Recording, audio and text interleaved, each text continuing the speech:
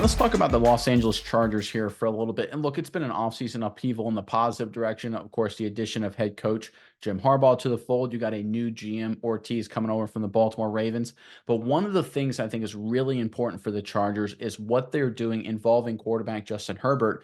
But the other side of the coin is what Justin Herbert is doing for the new Los Angeles Chargers regime. And I think it's a really great update based on this new dynamic and a great sign for the Chargers going forward. Let's get into the article, then we'll talk about it more in detail on the other side. This is courtesy of On3 Sports. It's not uncommon for franchise quarterbacks to have some involvement in personnel decisions regarding the NFL draft. And recently on the Pat McAfee show, Chargers general manager Joe Ortiz was asked about Herbert's involvement in this year's draft process. With Justin, we know what he's about, Ortiz said. He's about competing and wanting the best team around him. He doesn't want to be a GM. He doesn't want to be a head coach. He wants to be the quarterback for the Chargers. While some athletes historically have been known publicly for their influence in front office decision making, Justin Herbert is not.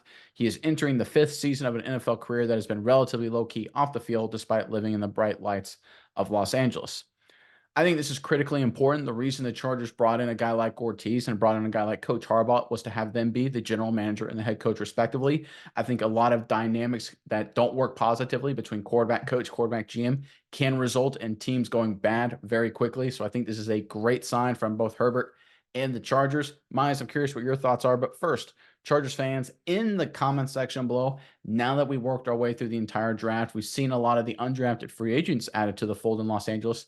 Who do you think was the best pick the Chargers made, right? Did you like all in the first round, maybe McConkey later in the draft, or was it a completely guy we're not bringing up yet? Give us the best pick, best addition the Chargers have made, and put them in the comment section below. But Miles, what do you think of this story involving Justin Herbert and the Chargers?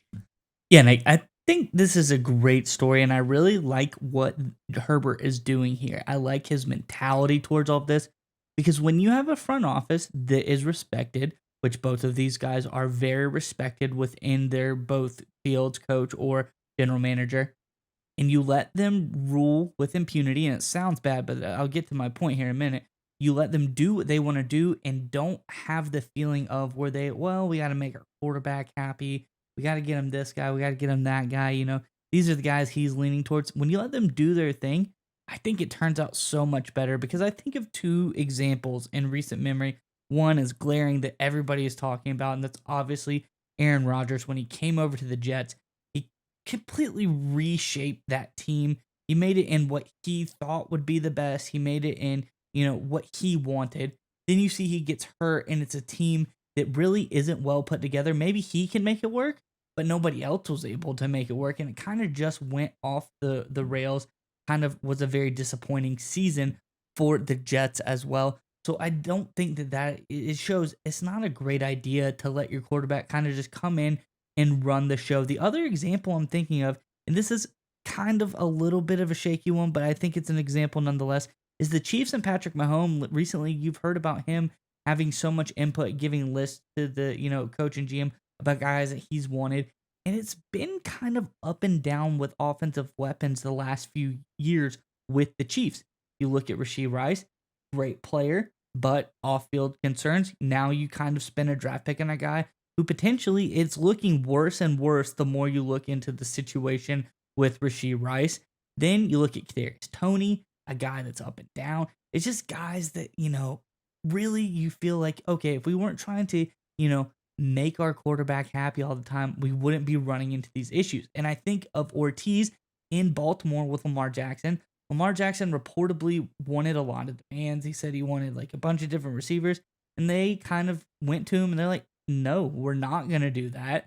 We'll give you one guy. We'll give you somebody. We'll give you Odell Beckham, but we're not going to give you everything you asked for. That's just not how things go around here. And I think that they had a very good season because of it. Obviously, the Chiefs example, they won the Super Bowl, but I think that's more, outside of the lines of what we're talking about. But I think how Herbert is attacking this or not attacking the draft, not trying to be the GM and coach, and letting them do their jobs, I think this is going to be really great for the Chargers going forward. And you have a really good, humble quarterback on your hands you can be proud of to be the leader of your team.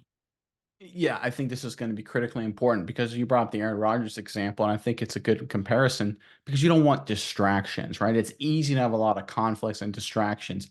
We like to think of these professional athletes and coaches as just like automatons, right? Like a Madden video game where they just go out there and play and they don't even really have human emotions or feelings. But the reality is they do. Distractions in the locker room, off the field, they really do affect the success of football teams. It's just a reality. In fact, we've seen that for the Chargers a number of times over the past 10, 15 years or so, where some locker rooms and locker room issues, some internal issues have resulted in some disappointing outcomes at the end of the season, right? And I think Justin Herbert being a guy who's not going to upset that apple cart, who's going to focus on being the quarterback, let his coach be the coach, let his GM be the GM, will remove a lot of distractions and make things a lot easier for the Chargers. Because when you bring in Harbaugh and when you bring in Greg Roman as your offensive coordinator and you bring in Ortiz over from the Baltimore Ravens, this entire roster, whether they're new to the Chargers or they've been on the Chargers for a number of years, is going to be under complete and total upheaval. Your day to day is going to change, right? Your obviously your offensive and defensive strategies have completely flipped, right? Completely different dynamic. You need in those kind of situations, if you're trying to implement, excuse me, a new culture, a new status system, all that kind of stuff, you need to make sure your most important player, your quarterback, isn't butting heads, isn't causing distractions, isn't preventing you from implementing your system.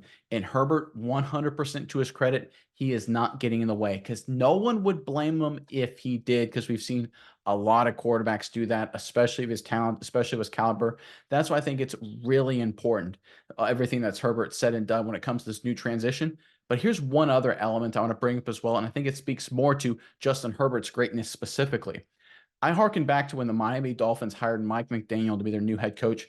McDaniel famously's first call and spent almost all of his time was with Tua, trying to develop Tua. And we hear this a lot from new head coaches and coordinators when they go to a team with a young quarterback. We don't hear that with the Chargers, right?